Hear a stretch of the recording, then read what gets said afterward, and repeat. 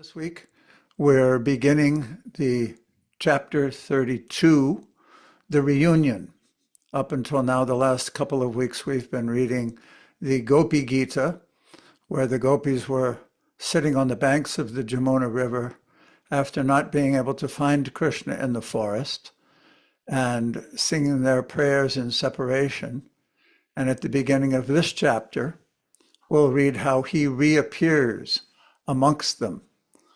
A couple of things caught my attention in this particular section that are worth noting. One that was foremost was reading this section helped me better understand how the devotees, the gopis specifically, are so affectionate to Krishna in many varieties of ways. Everyone has a particular nature, and they reciprocate with Krishna differently according to their natures.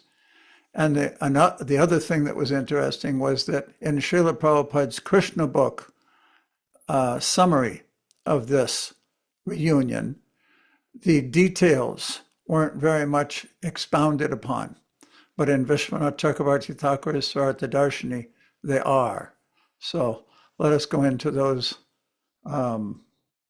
details and appreciate them. There was also one other thing that I'll bring up in the beginning.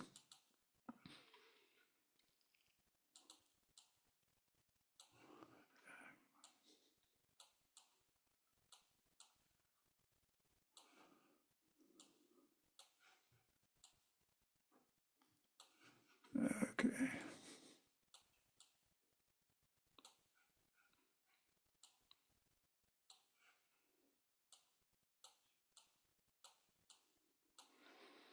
Okay, here we see, describing the Krishna book, there's a note prior to the texts. Because Srila Prabhupada's Krishna book is a summarization of the 10th canto, his original printing did not include all 90 chapters as listed in the Srimad Bhagavatam. An example of this arises here. At the end of chapter 31 in Krishna book includes a summary of chapter 32, the reunion, as presented in the texts below and in future lessons. Let me show you what that looks like. This is a table of contents from Krishna book. And you can see here, just to make it more clear what I'm talking about, is here there are Chapter 29, the Rasa Dance Introduction. Chapter 30, Krishna hiding from the gopis when he disappeared. 31, songs by the gopis. And then there's, instead of chapter 32, description of the Rasa Dance in Srimad Bhagavatam is chapter 33. But in Krishna book, it's chapter 32 because the songs of the gopis and the reunion are one chapter. So let us read from Krishna book, still reading in chapter 31 from the Krishna book. This is Srila Prabhupada's summary of that. When Lord Krishna finally reappeared and assembled with the gopis, he looked very beautiful, just befitting a person with all kinds of opulences.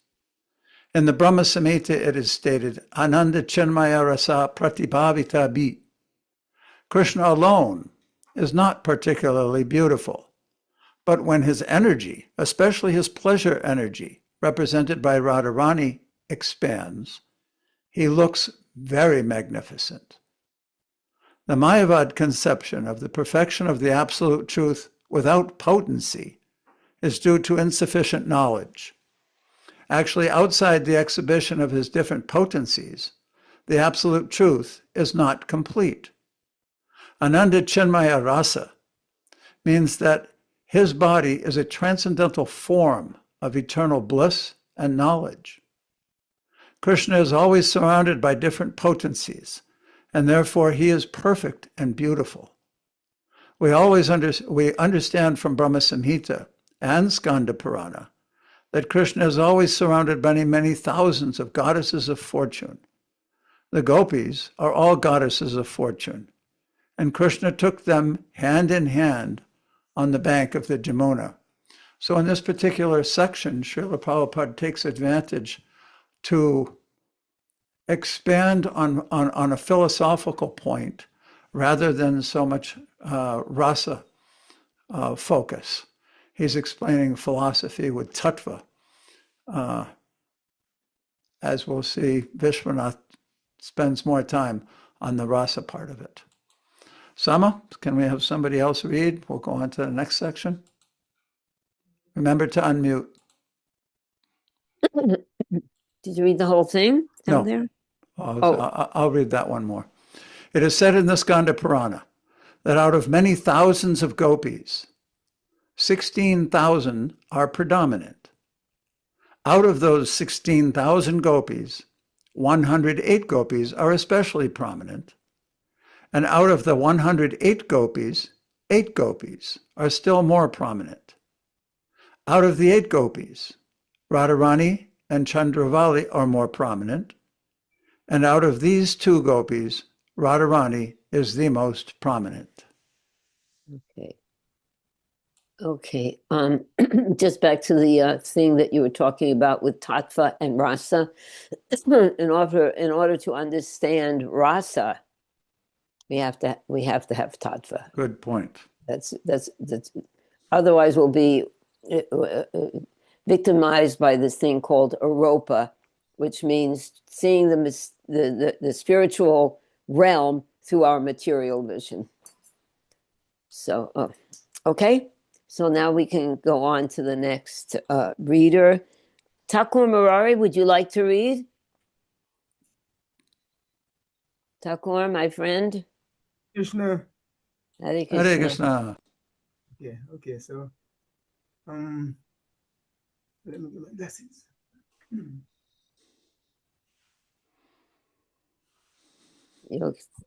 So Srimad Bhagavatam 10.32.1 Sarja Darshini. Shukadeva Goswami said, O king, having thus sung and spoken their hearts out in various charming ways, gopis began to weep loudly. They were very eager to see Lord Krishna. Vishwanath Chakravarti Akur. This chapter describes how Sri Krishna returned to his beloved gopis. They worshipped Krishna and he honored them in return, acknowledging that he was in debt to them. Longing for Krishna, gopis sang the most wonderful rhythms and tunes and talked garrulously due to impulse of love. Then they cried with sweet voices. Hare Krishna. Okay, shall we go on?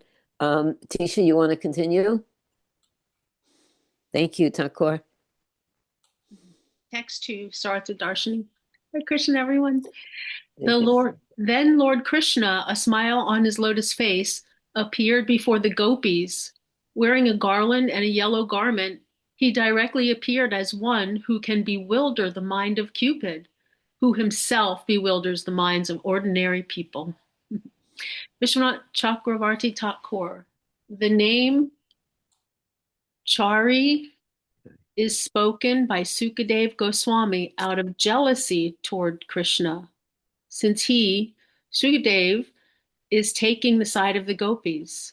This word, Shari, indicates that Krishna is a Kshatriya, because Krishna took his birth among the royal order. Vasudeva is a Kshatriya, who are hard-hearted by nature. Because Krishna took his birth among the royal order who are hard-hearted by nature, he displayed that characteristic by giving sorrow to the gopis who possessed pure love for him. If Krishna had taken birth in the cowherd community, whose hearts are soft and honest, he would not have acted this way, like this. This is the hint Sukadeva Goswami gives us by using the word chari or shari. Krishna was broadly smiling even while the gopis were suffering. Actually, however, Krishna is smiling just to give them pleasure. Although Krishna's lotus face blossomed with a smile, the suffering of the gopis pained his lotus heart. Krishna appeared before the gopis with a yellow shawl draped across his shoulders and hanging down on both sides of his chest. Folding his hands, Krishna begged them for forgiveness. He wore a garland to show the gopis what Radha had given him. Shakshan Manmata Manmata means that Krishna was directly Cupid, even though Cupid bewilders the whole world. When he came to bewilder Krishna by taking the form of a woman, Cupid himself became struck by his own arrows of love and fainted in bewilderment upon seeing the enchanting beauty of Krishna. By this, we understand that when Krishna and the gopis enjoy together, they are being struck by the arrows of that Cupid emanating from Krishna himself. The gopis were not impelled by the arrows of the mundane Cupid, who bewilders the entire world, because he has no domain in their transcendental affairs. We should also understand that when Krishna appeared before the gopis, he took this particular form of the bewilderer of Cupid, Manmata Manmata, revealing his own enchanting sweetness in order to make the gopis forget their intense sorrow of separation from him.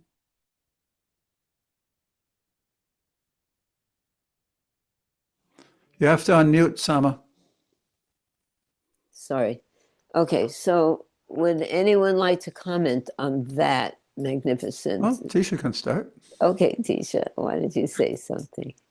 Well, the only thing I was thinking about when I listened to this in my car driving to work was that how easy we are drawn or, attracted to so many things, but even Cupid himself couldn't attract the gopis. That Cupid, who can attract everyone and so easily, didn't even attract the gopis at all, because the gopis' only attraction was for Krishna.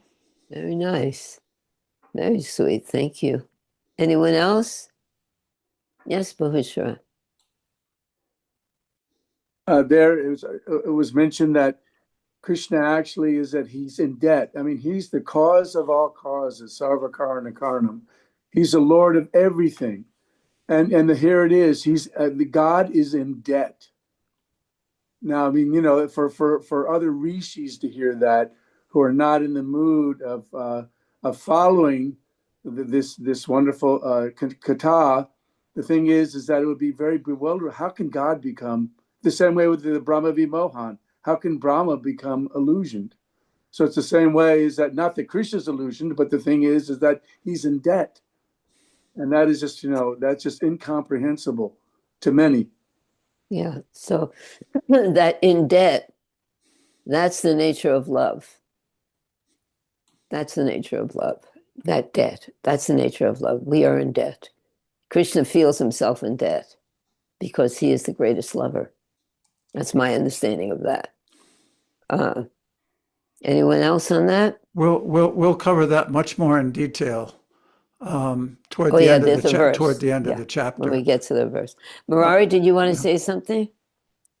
I mean, yeah. Yeah, I Thakur. would just say how much the Lord is exhibiting the gratitude in the sense that although he's the Supreme Lord and he's the origin of everything, but yet based on the level of devotion from the gopis, then he's expressing that well. You're in my debt. That's So I'm thinking beautiful. about gratitude, Yes. yeah. Very nice. Thank you. Before we go on, just want to kind of bring it back to actually what's happening in this particular verse and how Krishna changes the current, not only by his appearance, but they're sitting on the banks of the Jamuna, torn apart by separation from him. And that principle of yayata mam prapadyante tam stataiva bhajamyaham, that he reciprocates according to their to one's approach to him. They're in such a mood of distraughtness that he's like manifesting a form that even bewilders Cupid. Of course, one can say that Krishna always does that because he's always beautiful. But it seems to me, the way this was narrated, that there was an extra special feature of his beauty that he manifested in order to begin their transformation of heart. And if Krishna reveals himself to someone, that in itself helps that transition. Wow, that's beautiful. Also, that transition and that revealing of himself, that we have to be sure that Krishna is actually revealing himself before we think that, oh, I saw Krishna and he revealed Oh, I don't himself. think there'd be any doubt if you really did see him. Right, but there's somehow or another, there are so many people who think they have seen Krishna, but Maya's good. Mukundaji. Yeah, Dhruva Maharaj hit a very good point here. The speciality of this meeting, it is called Samriddhiman Sambhog. Samriddhiman Sambhog means after a long separation under certain conditions, the meeting is enhanced or enriched to an excellent degree. And at that time, Krishna's appearance becomes more enhanced. Of course, Krishna's beauty is always increasing, but due to separation becomes additionally enhanced. So there's 4 kinds of meeting and separation. We're not going through all of them. Purvarag creates Sankship Sambhog, and then Man will create Sankirna Sambhog. Kinchit Pravas, when Krishna goes cow herding and the gopis see him afterwards, called Sampana Sambhog. Like when Krishna goes to Mathura and Dwarka and then they meet at Kurukshetra, it's another example of Samriddhiman Sambhog. So that's what happened here as well. Nice. Thanks. Samriddhi? Samriddhiman, Okay. Samriddhiman Sambhog. Nice. Good point. Okay, thank you. Okay, oh, Madan. Actually, Madan, I was going to have you read this next section, but do you want to say something too? Thank you, Mukundaji. Just a little point that there's the reciprocation, just like with Prabhupada, we're always in debt. So Krishna is feeling that reciprocation as that he's not able to do that. So that's what I thought that was, that he's not able, because they also talked to him before. The gopis asked Krishna what kind of lover he was, Yeah, that'll come up in the future, Madan. Let's We're stay gonna where do we that, are now. yeah. I'll read something, sure. Yeah, why don't you read this text 3? As soon as it comes on the screen. Give me a sec. Text 3 saw Artha Darshan. When the gopis saw that their dearmost Krishna had returned to them, they all stood up at once, and out of their affection for him, their eyes bloomed wide. It was as if the air of life had re-entered their bodies. Vishwanath Chakravarti Thakur. The gopis' life airs returned to their heads, hands, feet, and other limbs, and they stood up, seeing Krishna return. The word agatam is repeated to make it clear that the swooning gopis recovered only because of Krishna's return. That's beautiful. Shall we just read the next verse and then we'll have a discussion? No. You want to have this? Let's kind of You want churn? We're churning. Yes, churn that a little Okay, bit. Madan, what's your realization of that? Well, as soon as they saw Krishna, that they swooned and they stood up, and they felt that the life had returned to them. That they, when Krishna leaves Vrindavan, that they almost go into an coma, hibernation type of state. So when they see Krishna, they immediately forget everything else and just swoon. Swoon's an interesting word. How would you describe what swoon is? That's all I was going to say. Oh, because of this very profound, because of actually what Mukunda said before, that it's heightened. Their love for Krishna is so heightened because he willingly left their company, and now they see him again. So that height of ecstasy is that swooning is a symptom of divine love. Let me put it up again. It sounds like it's getting mixed up. He's saying that they were swooning before they saw him. The word agatam is repeated to make it clear that the swooning gopis recovered only because of Krishna's return. Right. They didn't swoon when they saw him. They swooned before they saw him. Mukunda? Yeah. That's what I was talking about. Have you ever seen someone faint, like just in real time? They always do like this kind of, normally there's some kind of swooning, like dizzy or unable to control their movement, and then boof, they faint. That's what, that's what swooning is like before you faint. Wow. Mukunda. Yes, remember the verse that made Krishna reappear, which was that last verse, 19 in the previous chapter. The last line says, Brahmati Deya Bhavat Ayusam Naha. Ayus means life. So they're saying we're bewildered now, and our whole lives are existing in you. So in some of the commentaries, it mentions that when he reappeared, it was though their life had reappeared to them. Oh, that's a nice connection. Yeah, it's actually in the commentaries. Not, Yeah, no, you mentioned that. Yeah. So it says that when he returned, it felt like. So in a previous verse, what you're saying in the previous verse, it was saying their lives were leaving them. Our life is you. You've left us, so our life is leaving us. Yes, exactly. Now upon the return, it's coming back. Yes. Sweet. Yeah. Very sweet.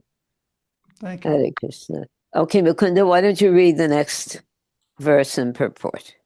We are one gopi. Yes. One gopi. One gopi joyfully took Krishna's hand between her folded palms, and another placed his arm, anointed with sandal paste, on her shoulder. Vishwanath Chakravarti Thakur's commentary. The next 5 verses, 4 through 8, describe the personal expression of ecstatic love of some of the principal gopis. His lotus hand means, in particular, Krishna's right hand. Very interesting thing here. As will be made clear from the second half of the verse. She sees Jagre, implies that she did this out of explicit eagerness to touch Krishna based on her shy affection for him. Since this gopi touched Krishna with reverence, it can be understood that she belongs to the submissive Dakshin right-wing group of gopis, fully subservient to Krishna. Such a gopi has a kind of affection which is called Grita Sneha. Did we ever go over that already once? I think earlier. What is Grita Sneha, Madhu Sneha? I think we did. A little bit. We'll go deeper into it now. Yes. Thinking herself to belong to Krishna with reverence. Because she is mentioned first, it may be concluded that she was the senior most of that group, which is the Vipaksh group. She's called Chandravali. Before going on to the other one, why don't you give a little overview of Grita Sneha? Yeah, love actually grows in progressive stages. So it'll come to Prem, and Prem grows to Sneha. Sneha goes into 2 divisions. One is called Grita Sneha and one is called Madhu Sneha. So in the group of Chandravali, they have Grita Sneha, and Rupa Goswami describes ghee is very wonderful, but ghee only really tastes good when it is mixed with something else. So for instance, we don't just drink ghee, even though some people might, but normally we mix ghee in our sabji, etc., and that combination is very palatable. But Madhu Sneha means honey. And honey does not require an additional thing for it to be relishable.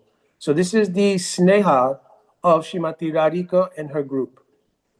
So these are the 2 kinds of sneha, and they'll lead to 2 kinds of man, and it progressively grows in like parallel lines all the way up to how they experience Mahabhav.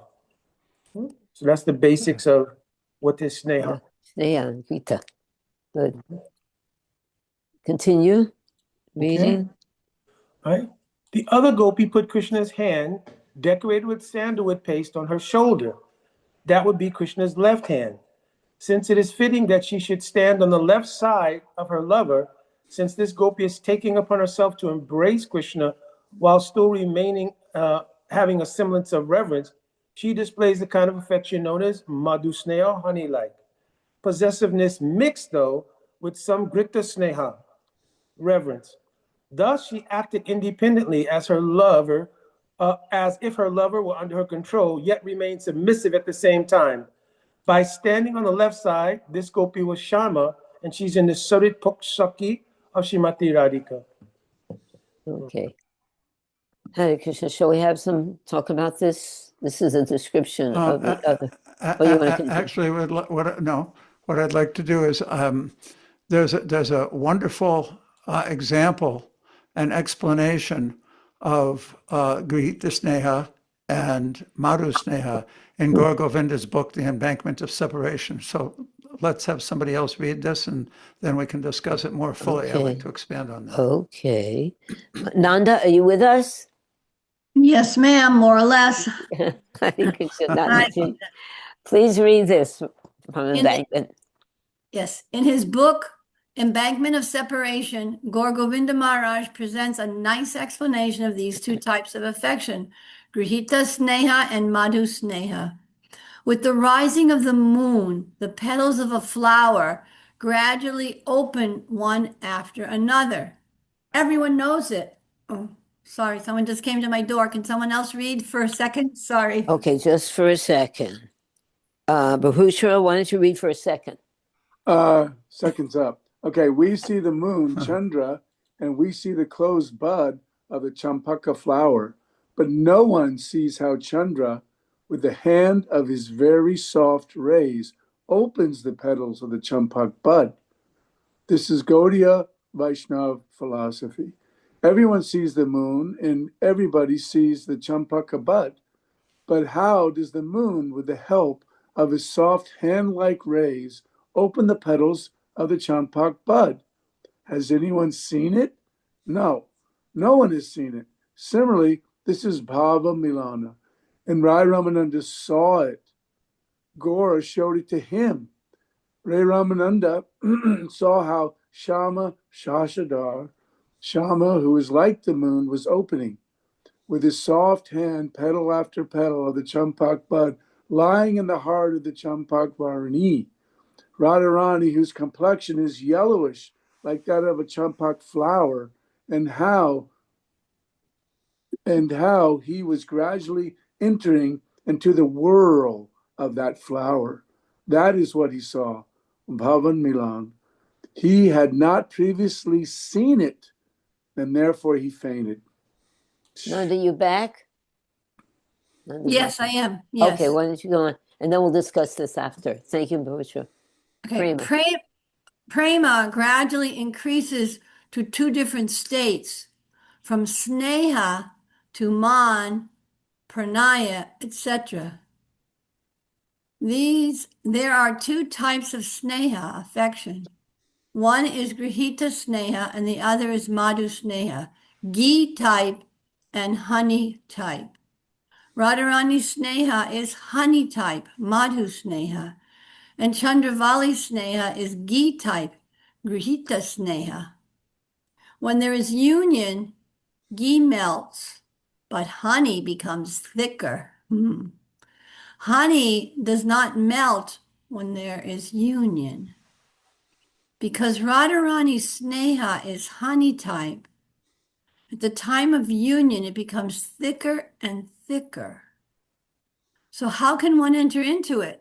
In Ujjvala Nilamani, Rupa Goswami has described the different types of kanta, or heroines. So one type is Svadina Bhatrika kanta, the heroine who assumes a predominating role. When she feels the pain of separation, the sneha melts, just as wax melts in a very strong fire. Oh, come on. Sorry. Wax melts in a very strong fire. Thank you. So, in the fire of the acute pangs of separation, the wax melted. So, in the fire. Okay.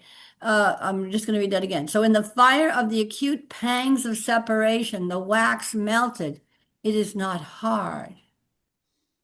So in that fire, the petals are opening one after another. And Rasaraj Nilamani, Krishna, enters into the core of the heart of Radharani. Now he is hidden there. Outside is Radha's complexion only. This is Gora. Where is Krishna? Krishna is hidden there in the core of Radharani's heart. He is inside, not outside. This is Tattva.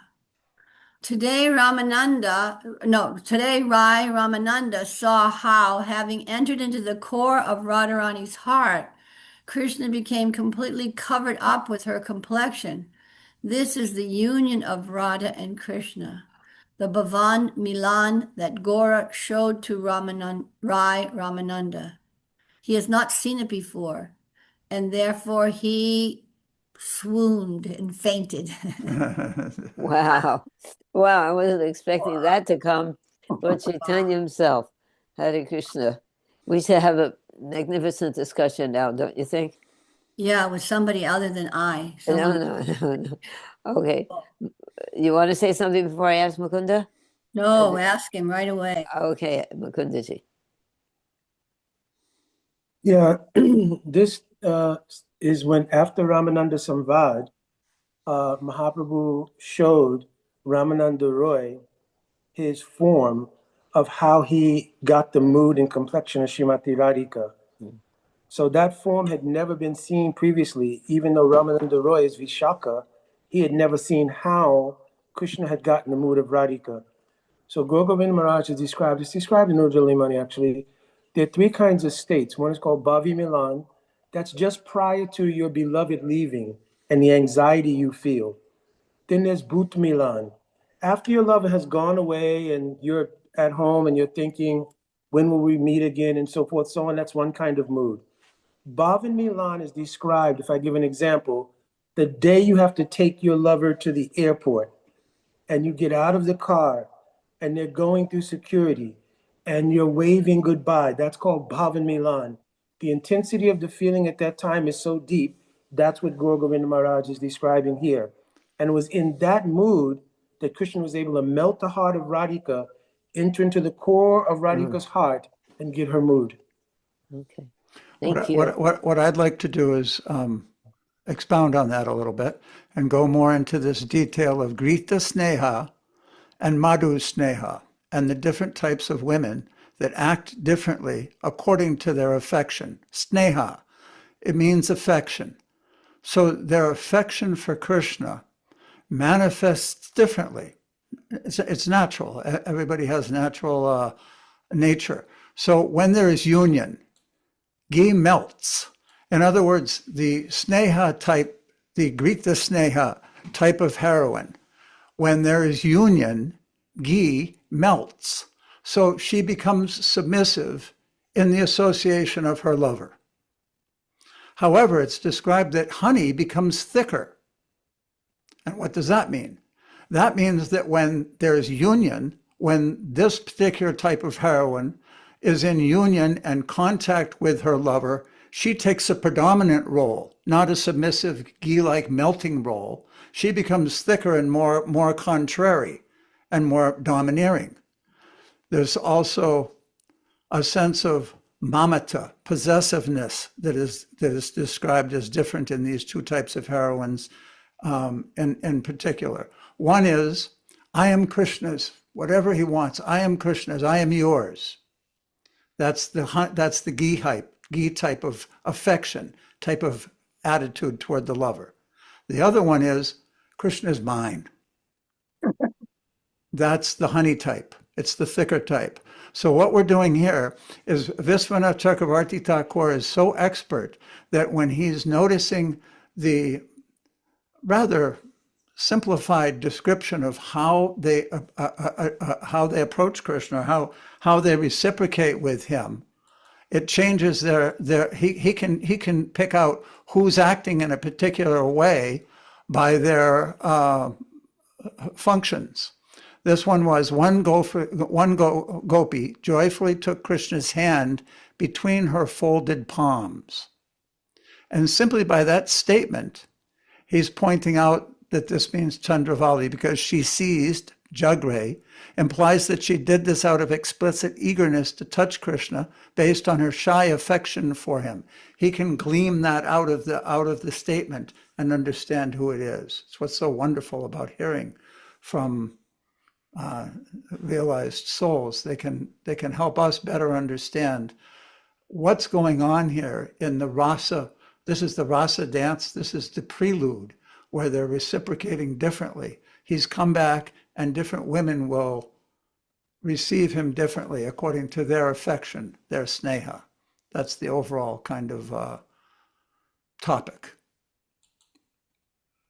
Hare Krishna. Oh, anyone else? This is so. I just want to say thank you very kindly, Dhruva Prabhu, for that explanation. That really helped me. Oh, good. Okay. Because when I came across, studied this a lot, we lived in Puri. I got this book from Madhavananda of Gaur Govinda Maharaj and studied that those two different ones.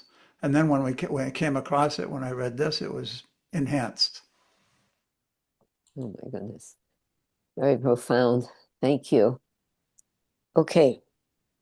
Shall we go on? Pushkar, do you want to read or are you painting? You're saying. Hare Krishna Prabhu, would you like to read? Huh?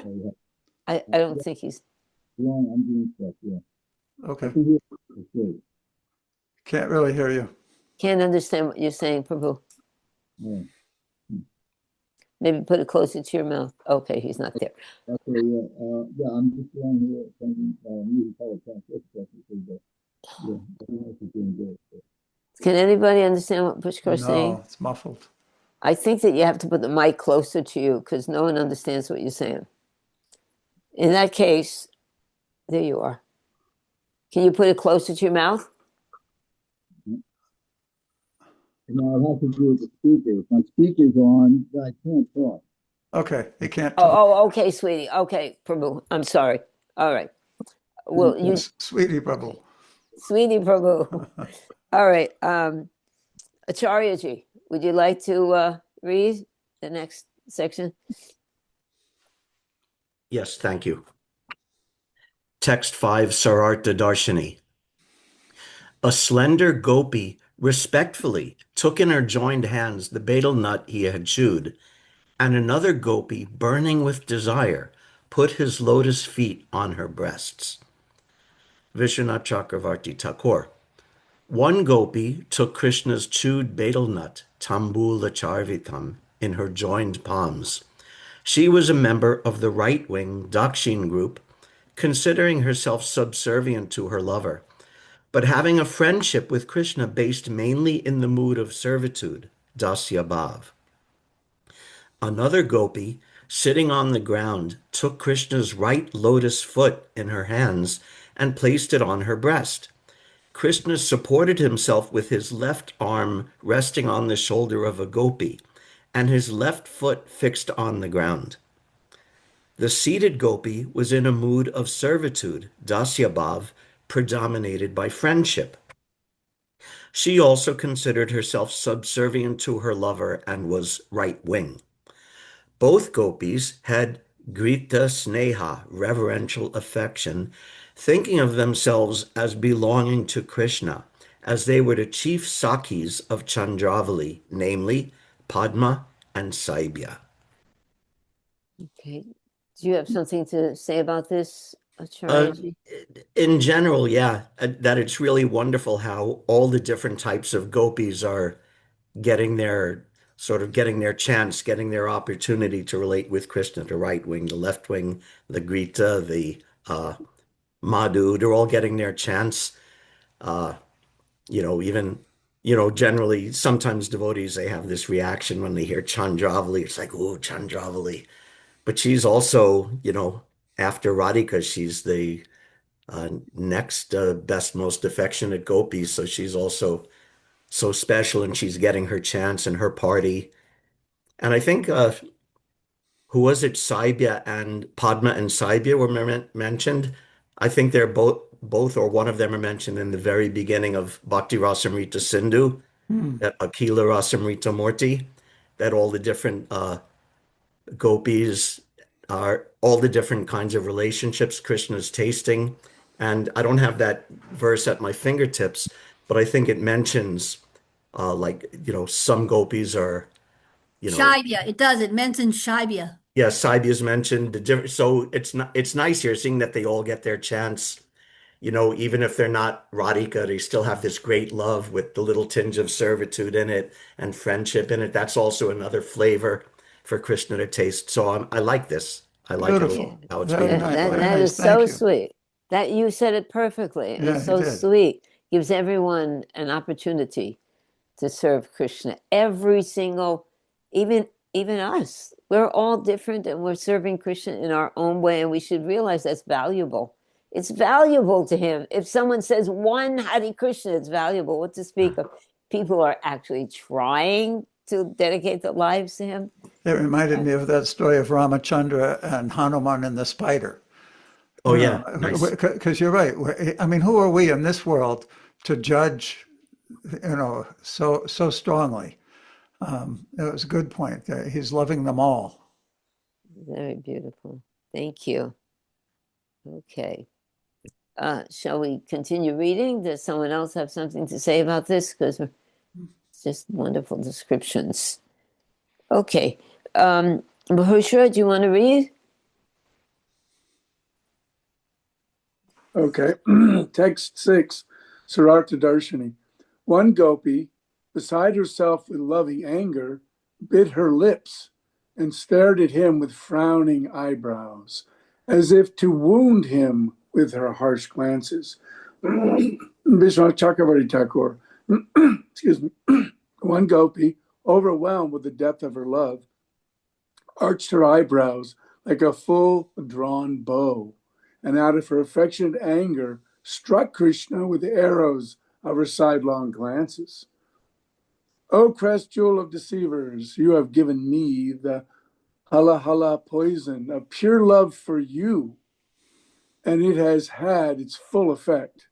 Now that my life airs are about to leave my body, why are you again approaching me to burn them even more? I can understand very well who you are. This was the mood she revealed while glancing at Krishna. She also bit her lower lip while hiding them with her hands. Can you raise it?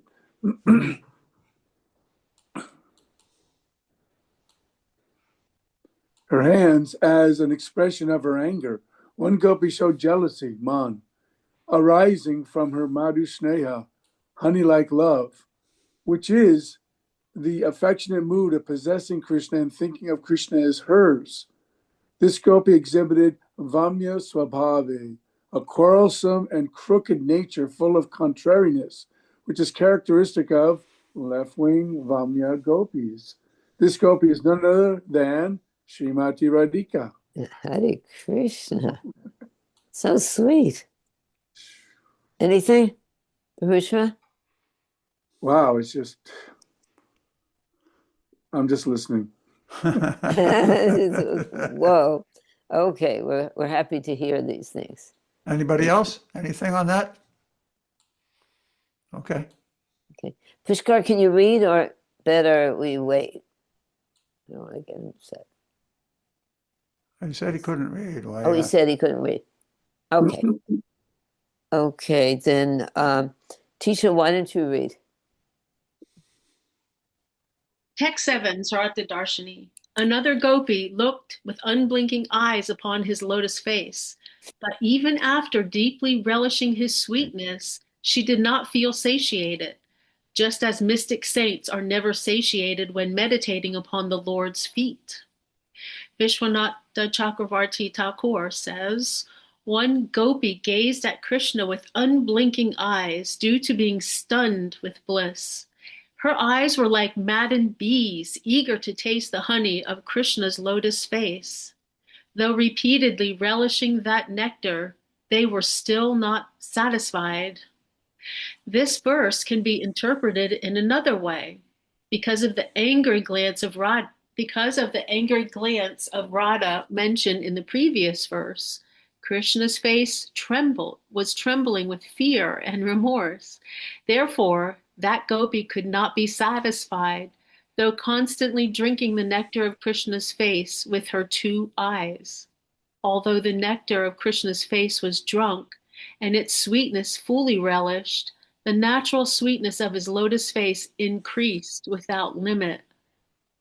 Nevertheless, because of being struck with the arrow glances of the leader of her group, Radha, the sweetness of Krishna's face then increased manifold, being mixed with the Shanchari bhavas of her fear, despair, humility, shyness, and so forth. Thus, this gopi's thirst became even greater and she could not be satiated. For lack of any proper analogy, a partially applicable analogy is spoken by the words beginning Santa, saints. Just as devotees situated in the Dasa and Sakya bhavas, which is the mood of loving servitude and friendship, continually serve Krishna's lotus feet, still they cannot be completely satisfied. So this gopi also could not be satisfied. It should be understood that Krishna is giving his full glance and attention only to that gopi, Radha, who was glaring at him with furrowed brows and did not divert himself to anyone else at all. Seeing Krishna was inattentive to herself, the gopi mentioned in verse 7, Lalita Shaki, did not become ashamed, but rather continued looking at Krishna willfully with fully opened eyes. It should be understood from this that the gopi, Radha verse 6, who was pouring down upon Krishna the arrows of her sidelong glances, is the most fortunate of all the gopis. Oh, God. So I have a question. Acharya, how does this go along with what you said about Krishna looking equally on everyone or having a relationship? I don't know. I'm not sure I could say much. He's looking equally, but he's also reciprocating according to These are separate. That's a good. according That's to good. each one's mood and each one's love. And reciprocating equally doesn't mean everything is absolutely equal in every respect. No, it Nice means point. neyatamam prapadyante. That's But he's reciprocating equally. he's reciprocating equally, meaning that not everybody Or- is getting the same treatment. Right. You could say, or reciprocating appropriately or Oh, or appropriately. It's proportionately. nice. I'm not sure what word would be best, but he's That's what- accepting it all. But Just like the spider and the elephant. Okay, Mukunda and then Bahushra. Yeah, so the question should be asked, maybe why Radhika's situation is so special. What does she have that the others don't? That would be the question and the answer. Yeah, well, she is Krishna. That's She what- is the internal potency of Well, Krishna. they're all expansions. They all are.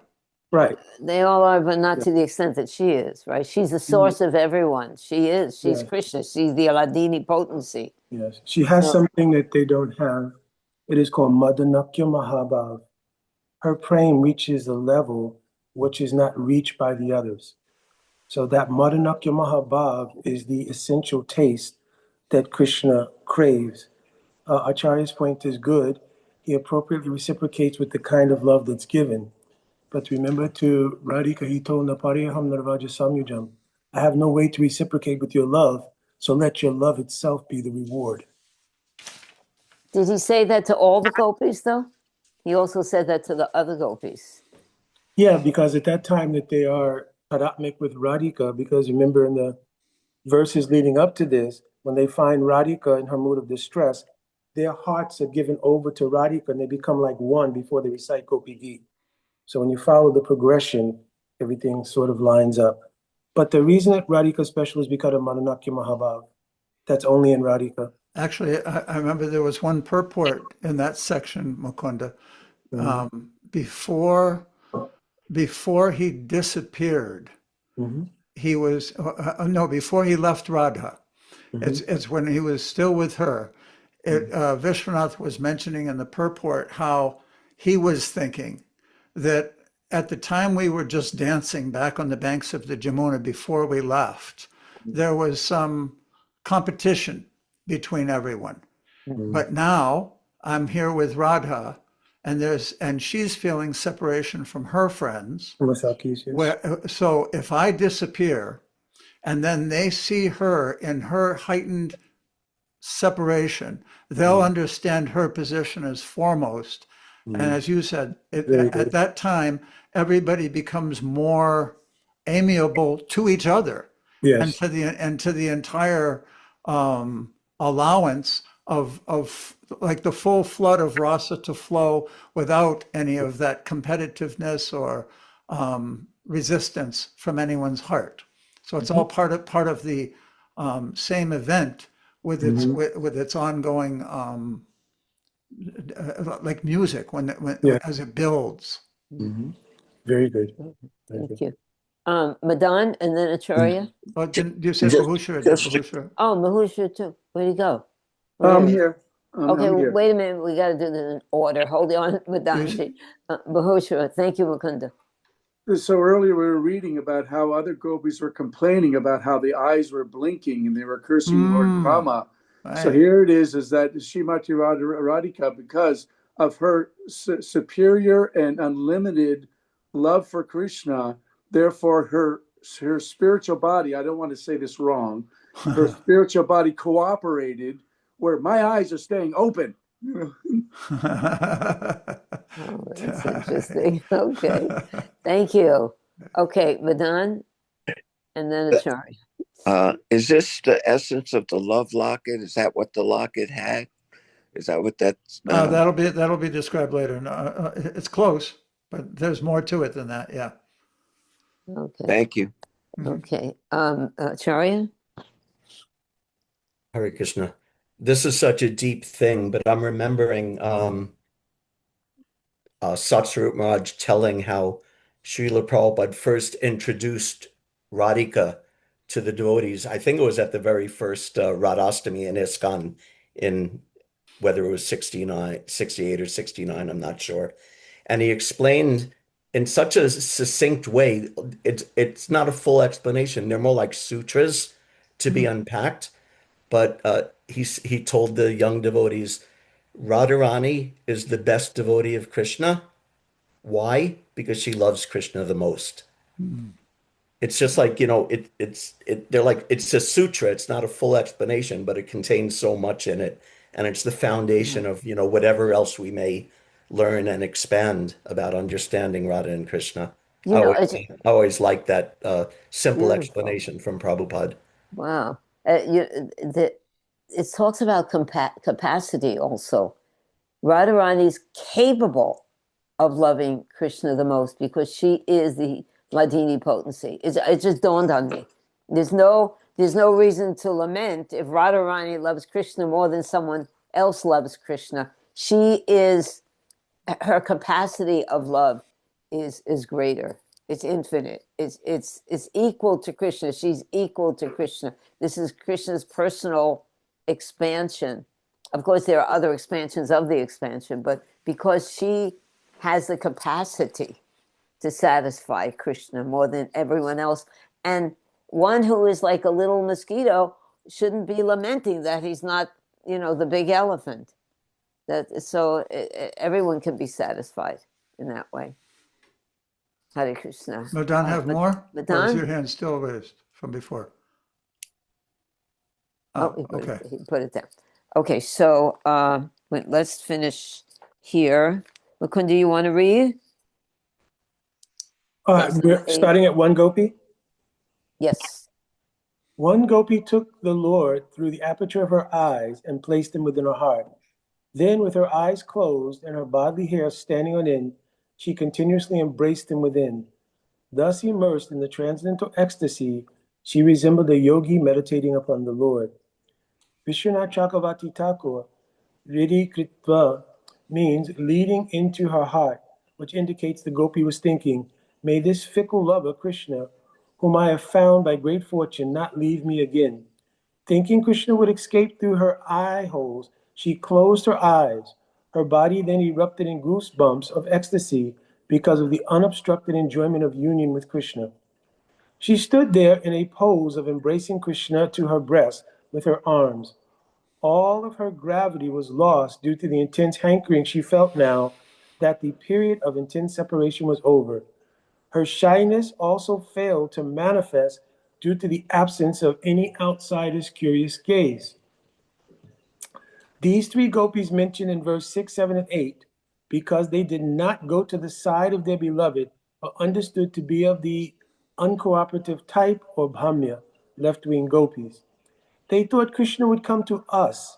Dhruva explained this earlier very nicely. This is called Madhya Bhav, Krishna's mind. We should not go to him.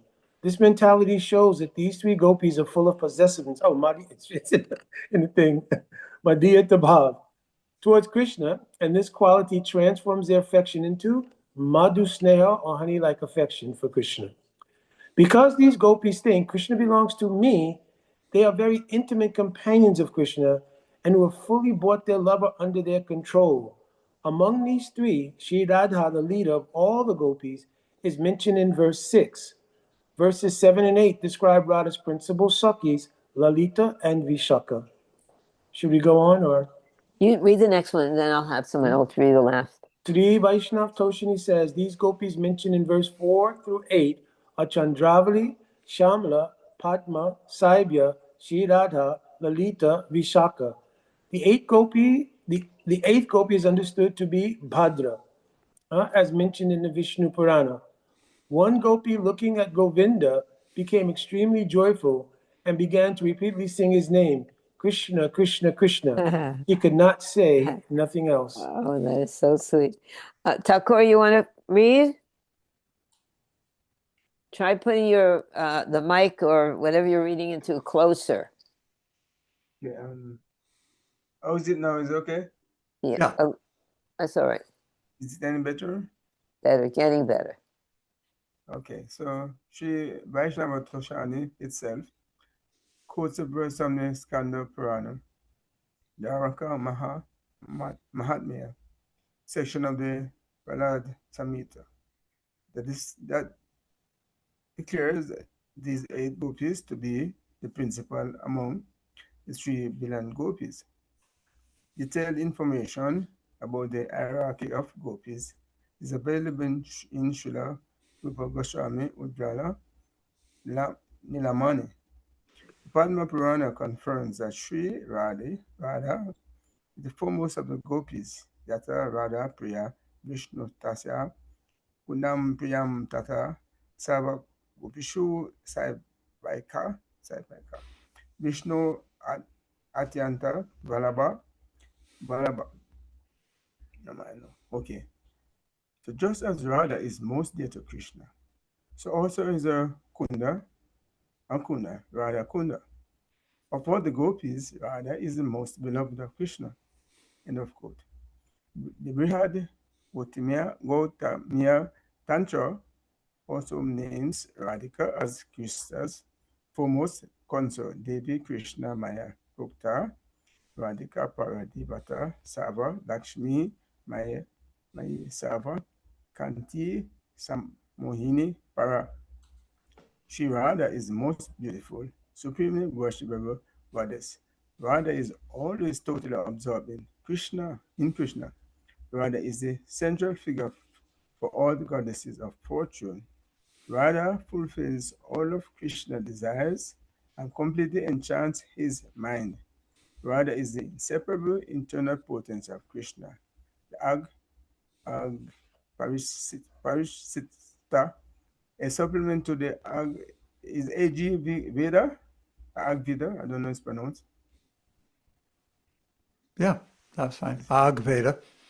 Ag Veda, okay, says Madhava together with Radha and Radhika together with Madhava are the most radiantly attractive persons in the whole universe. Hare Krishna. End of quote. Oh boy, this is really wonderful. What do you got to say about that, Thakur? Anything? No, I can't hear you. Did you? Yeah, you muted yourself. Sorry, Unmute. I was Okay. There you go. Good. Can Go you on. put up, but just let me have a look and just maybe I click on Yeah, it. put it back. Okay. Let's see. Wants to see it. Yeah. Yeah, right there. Okay. So you're saying that Radha is most dear to Krishna. So there's Radha, most dear to Krishna, and Radha Kund is also most dear to Krishna. Where is it again? Okay, Radha is the most beautiful, supremely worshipable goddess. Radha is always totally absorbing Krishna. So there's Radha Krishna, Krishna Radha. Yes, that's Radha Madhava. Yes. That beautiful song that is sung before the classes. Yeah, Radha Madhava. So yeah. Radha Krishna, Krishna Radha. Yes, So it looks like they're very intimately involved with each other. yes, just I said there's something that there's 3 billion gopis in the first section. Yes, 3 billion gopis. You know, when I read it, I was struck by it. And of all those 3 billion, Radha is topmost. Wow. That's even of 100 billion. Thank you. Anyone else have something to say about that? This is so profound. I had a question. If the Yes, that Madhava, Radha Madhava, when we sing the song Jaya Radha Madhava Bhakti Vinod, are we to make that this association that we're just getting right this moment here, when every time we hear Radha Madhava, to connect it up to all these things that we're learning about Madhava? Could we expand on that a little, or is that all right? Yes. Eternally expand on that. That's beautiful. Keep going, Madan. Keep expanding on that. Well, That's good. That's sometimes the way my memory works is when I have these wonderful names, I build them up with connections mentally. We always associate one thing. That's how our memory works. We have association.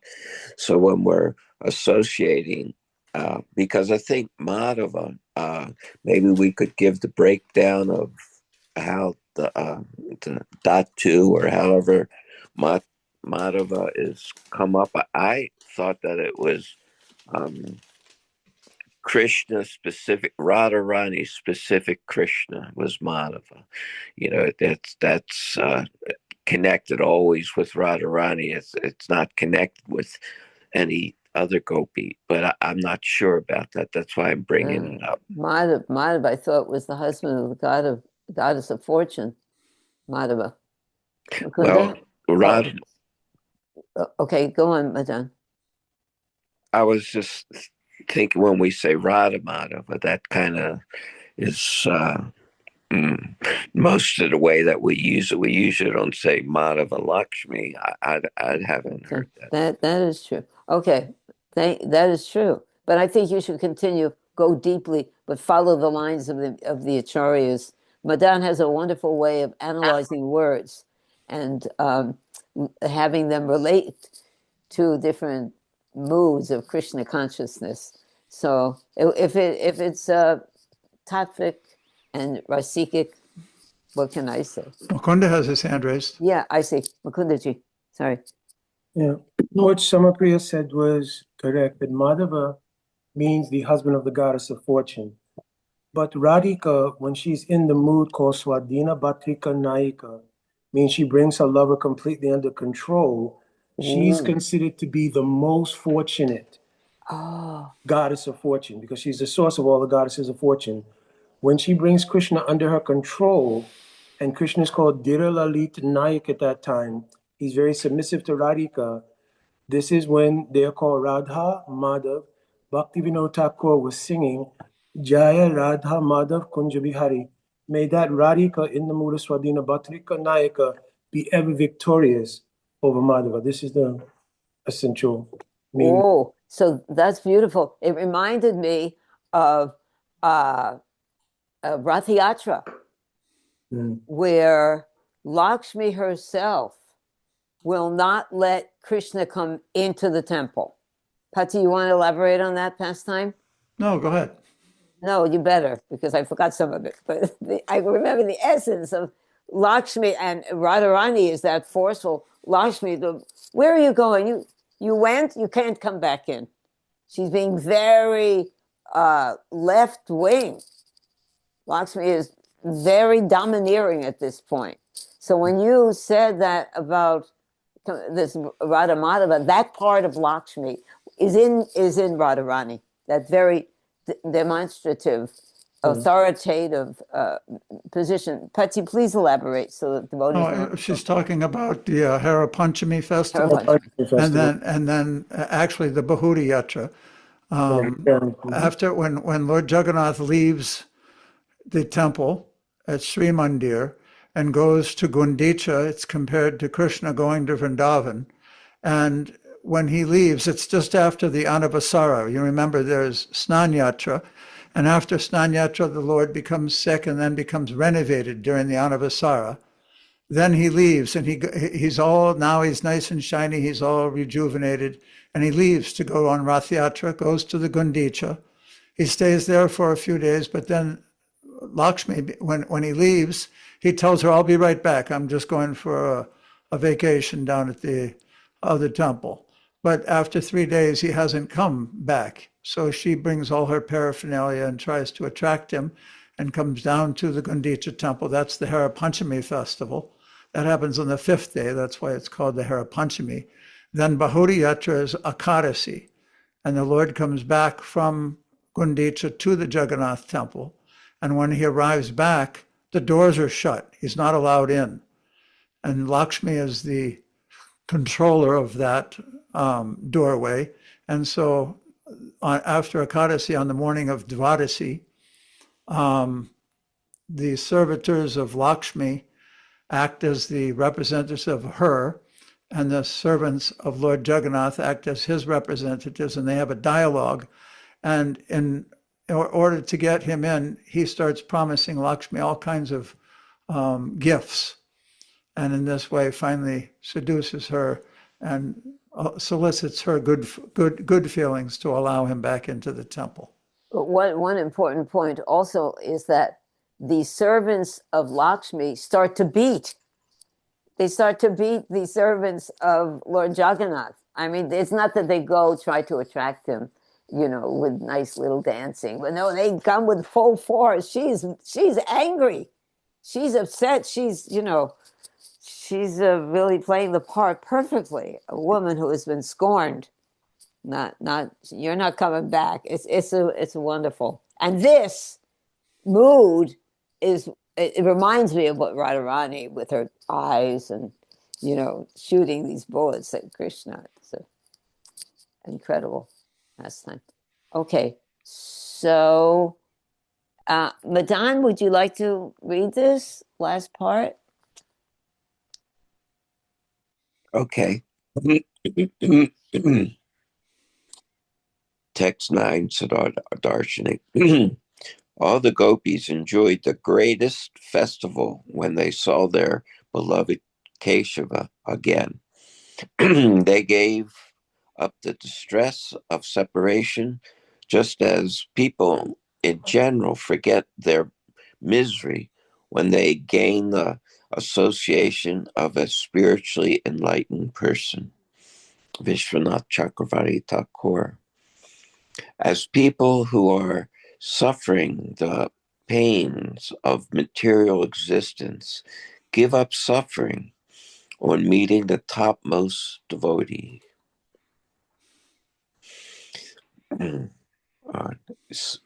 Topmost devotee. So the other gopis, the gopis got released from their suffering by seeing Krishna. This is similar in the Bhagavatam's description of the rainy season.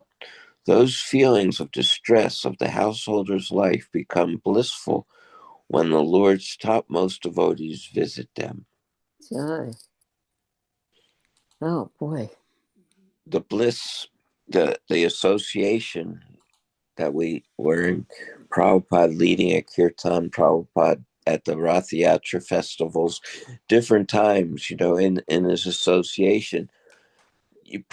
We discussed the other day that we can't even, sometimes devotees had problems. They wanted to bring up the Prabhupada, and he would ask them, how is everything? And the devotee's mind couldn't access any difficulty by being with Prabhupada. That's what I get. In his association, we've experienced that when we see the topmost devotees. So we have some little experience. Even when we hear from the topmost devotee, of course, not even, but yes, hearing from the topmost devotee is the same as association. So when Prabhupada gave class, and even now we can hear Prabhupada's classes and we can read his books, this association is so important for human society, which is why he contributed this and spent so much time writing and translating. So to give the association of a pure devotee to fallen souls, which there is no greater wealth. There's no greater wealth. Mukunda?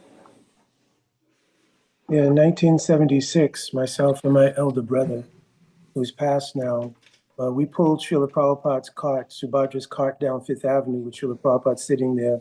Right. And at the time, obviously, I didn't have so much maturity in bhakti. I was just happy to have Srila Prabhupada's darshan. But now reflecting back, I'm thinking, Srila Prabhupada, the Rath Yatra festival itself is the sort of pinnacle of achievement, because in Srimad Bhagavatam, Krishna doesn't return to Vrindavan. In Gopal Champa and other sastras he does, but not in Bhagavatam. But the Rath Yatra in Chaitanya Charitamrita is the success of the gopis in bringing Krishna back from Dwarka to Vrindavan.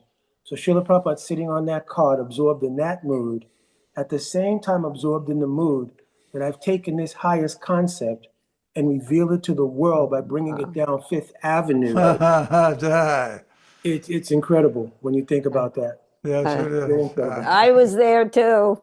I was Yeah, with you. in I was 76? there too. Yeah, in 76, yep. Yes, I was. Pulling A taste Prabhupada of the down full, Fifth Avenue. a taste of the full nectar, for which we're always anxious. Oh, God.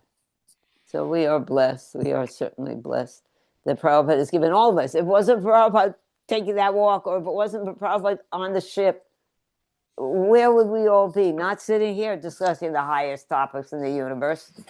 We wouldn't be here. I want to ask Acharya, you put something up on the chat there that I couldn't find. It looked like it was pretty interesting. Could you just say that? Which one do you mean?